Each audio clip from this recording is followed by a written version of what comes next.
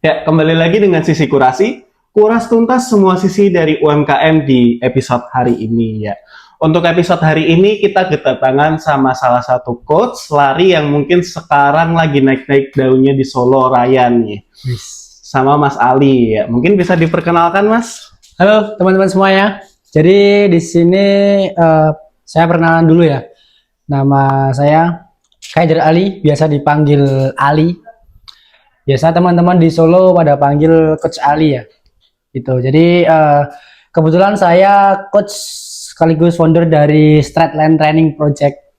Itu coaching di lari. Jadi projectnya itu lebih ke kita belajar lari dari dasar dulu sampai kita mulai dari beberapa project, contohnya project event atau goals-goals dari member-member itu beragam juga seperti itu. Kalau sebelum membuat straight line ini, kesibukan sebelumnya itu apa Kak?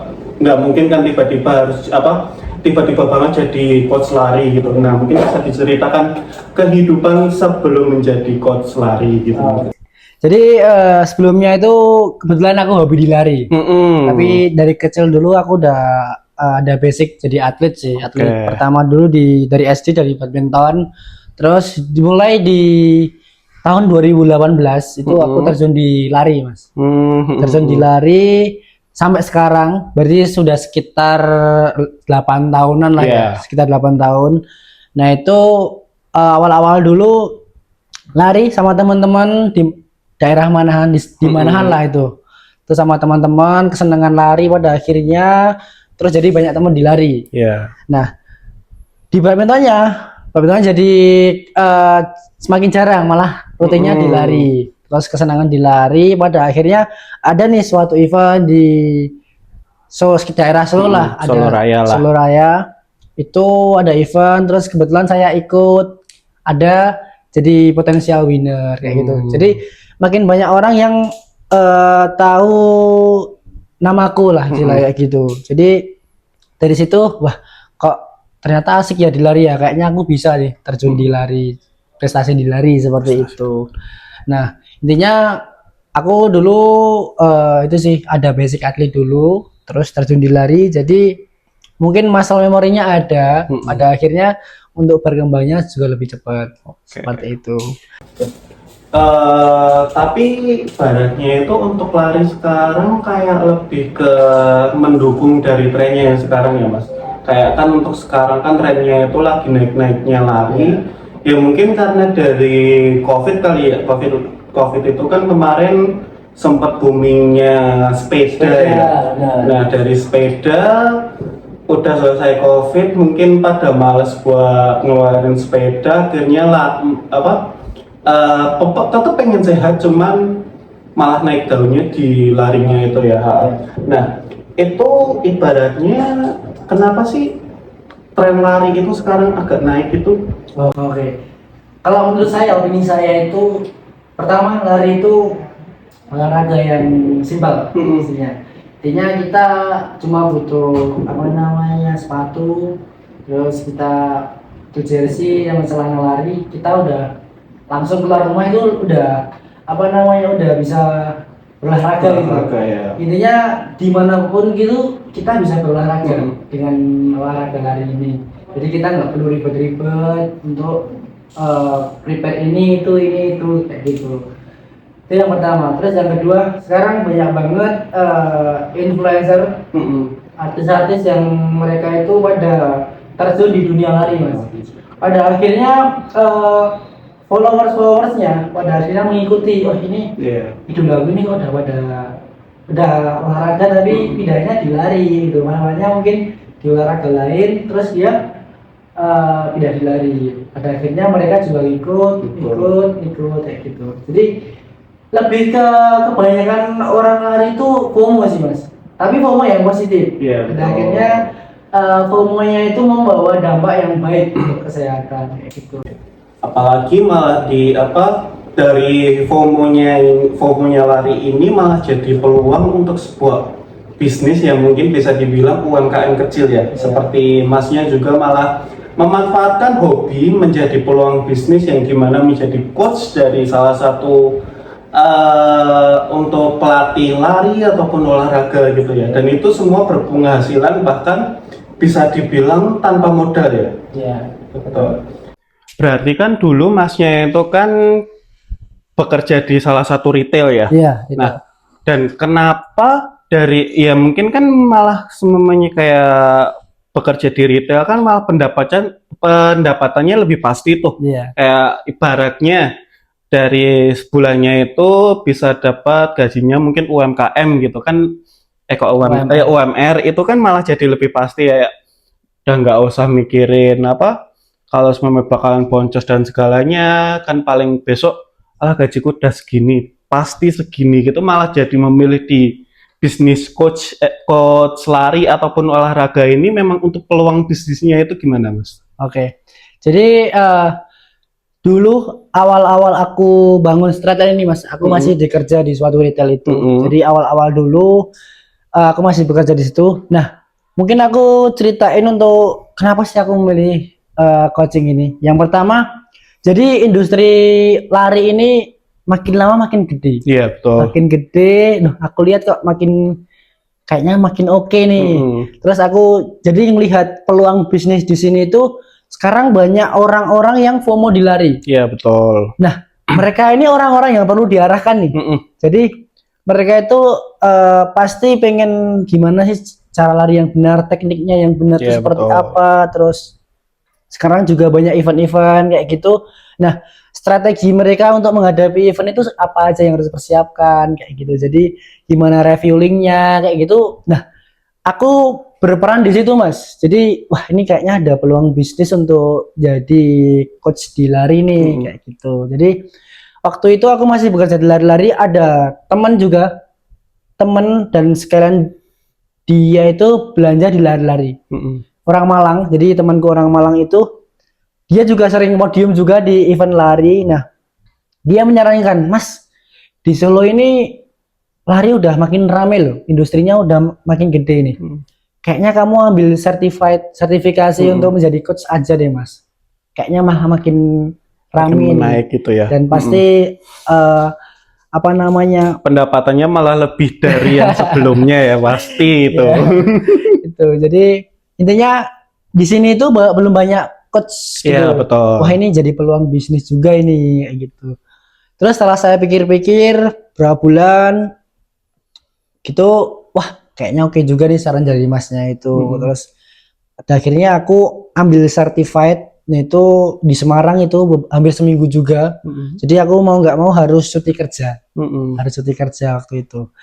Terus pada akhirnya ketika aku udah ambil certified, terus udah hire, lebih ke itu sih, lebih ke awal-awal dulu juga promosi juga pastinya kayak gitu. Pasti itu. Terus makin ada member, ada maksudnya ada klien yang daftar. Waktu itu ada awal-awal aku pegang sekitar 12-an orang Mas. Awal-awal itu masih bahkan baru awal itu. Iya, 12-an orang itu masih kerja di lari-lari. Jadi itu aku biasanya untuk coachingnya itu di pagi hari, terus lanjut kerja. Oke. Gitu. Berarti memang sebenarnya kalau memang ibaratnya sebagai selingan juga untuk coach lari itu bisa fleksibel banget ya Mas. Fleksibel banget. Jadinya bisa pagi untuk coaching, siang atau sorenya untuk lanjut shift selanjutnya gitu ya Mas. Oke. Gitu. Untuk sejauh ini untuk dari coaching itu udah jalan berapa lama berarti? Berarti dulu aku mulai itu di bulan November 2025, November, Desember, Januari, Februari, Maret, April, Mei, Juni. Berarti udah 8 bulan ini Mas. 8 bulan ya. 8 bulan bahkan di bulan pertama bisa dibilang itu udah pegang 12 orang. Ya, sekitar 12 orang. Dari 12 orang nih 8 bulan ini kurang lebih untuk total udah coaching berapa orang tuh? Tuh kalau sekarang ya aku ini aja kasih range aja sih. Jadi biar orang penasaran juga. Jadi untuk aku pegang sekitar ya lebih dari 30 tapi di bawah 50 lah. Itu untuk satu bulan atau gimana itu? Jadi biasanya mereka itu per project biasanya Mas. Kalau enggak ini Jadi tergantung goalsnya mereka. Misal mereka mau achieve atau goalsnya di event ini. Nah, ketika udah di event ini udah udah achieve katakanlah, kalau dia mau lanjut silahkan. Tapi kalau misal mau udah juga nggak apa-apa kayak gitu. Nah, dari situ aku juga buka waiting list karena kan ini udah penuh nih. Aku kasih batasan ya katakanlah. Karena kan aku di sini sendiri Mas, di sini sendiri. Takutnya kalau semisal aku nge-handle kebanyakan overload kayak gitu, malah takutnya kualitasnya malah jadi jelek. Iya betul. Kayak gitu. Makanya aku bentuk untuk waiting listnya. Semisal nih dari member ini yang udah kelar coachingnya, dia maksudnya out, ada yang masuk nih dari waiting list kayak gitu. Jadi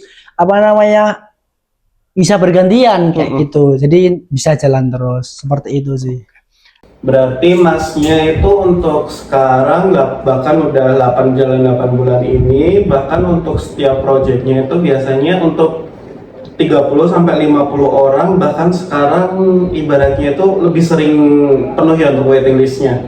Oh, waiting listnya sekarang malah udah banyak banget yang nunggu tuh. Berarti memang untuk peluang jadi coaching di dunia lari ataupun olahraga ini memang untuk peluangnya benar-benar tinggi ya Mas berarti sekarang. Oke. Nah, mungkin masuk ke tips nih Mas. Kan kayak ibaratnya aku kan ibaratnya kayak untuk segi proporsional tubuh itu kan memang nggak proporsional. Nah, mungkin sebelum saya ibaratnya terjun di dunia olahraga gitu, memang untuk perbedaan dari olahraga sendiri ataupun mungkin lari lah. Iya. Untuk lari itu ibaratnya perbedaan lari sendiri dengan lari kalian di coaching gitu, bedanya apa tuh? Oke. Jadi setiap orang itu mereka beda-beda Mas untuk melaksanakan suatu olahraga. Jadi ada orang nih yang dia mau olahraga ketika dibimbing. Dan ada juga orang yang mau olahraga dia dengan motivasi diri sendiri nih. Nah, aku mau ada orang-orang yang dia bisa olahraga tapi ada yang bimbing. Kayak gitu. Nah, dari situ ketika mereka nggak ada bimbingnya, dia itu kayak olahraganya kadang malas-malasan. Iya, betul. Kayak gitu. Nah, perbedaannya orang yang orang yang lari sendiri sama orang yang coaching itu, mereka lebih semangat sih ketika dia ada coachnya, karena di sini ada yang memotivasi pertama, betul. Ada yang mengingatkan ketika ini jadwalnya lari nih, ini jadwalnya strength, ini jadwalnya istirahat kayak gitu. Jadi jadwal itu sudah tersusun dengan rapi. Nah, kebetulan yang aku pegang ini pelari-pelari rekreasional, bukan yang atlet ya. Jadi non atlet. Mereka itu ada kerjaan utama, bahkan mereka ada yang owner bisnis, ada yang kerja 9 to 5 kayak gitu. Jadi aku yang menyesuaikan jadwal-jadwal mereka kayak gitu. Semisal dia mau achieve suatu event ini dalam waktu, semisal ini udah katakanlah hamin 3 bulan, dia mau achieve event ini dengan target ini. Kalau semisal dia mau target segini, aku tanyain dulu. Nah, untuk waktu buat lari itu ada nggak? Ada berapa hari nih buat dalam seminggu katakanlah? Karena aku buat untuk jadwal itu seminggu sekali, kayak gitu. Ada berapa kali dalam seminggu kayak gitu, bisa menyempatkan waktu buat lari kayak gitu. Jadi aku yang menyesuaikan member-memberku kayak gitu, intinya gitu. Cuman kalau semuanya kayak 1 bulan itu biasanya dalam jadwalnya berapa hari tuh? Untuk ibaratnya 1 bulan itu pelatihannya berapa kali? Oke, jadi aku ada 3 kelas nih Mas. 3 kelas. Jadi 3 kelas itu ada kelas grup, terus kelas private sama kelas online. Jadi yang kelas grup ini untuk teman-teman yang